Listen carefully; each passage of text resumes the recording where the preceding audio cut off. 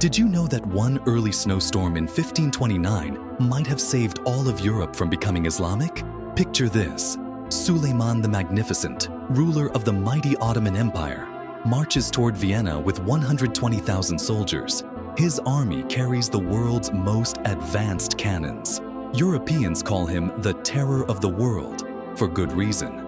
Suleiman has already conquered most of Eastern Europe.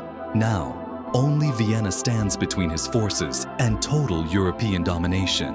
If Vienna falls, nothing can stop Ottoman armies from reaching Paris. The siege begins in September. For 16 desperate days, Vienna's walls shake under constant bombardment. Then something incredible happens. Snow starts falling. In September, the early winter bogs down Ottoman artillery in thick mud. Polish and German reinforcements arrive just in time. Suleiman makes critical tactical errors, underestimating the defenders' resolve.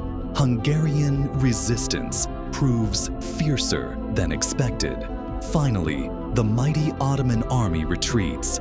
This marks the beginning of Ottoman decline in Europe. Had Vienna fallen, Ottoman forces would likely have conquered Germany and France. World history would be completely different today.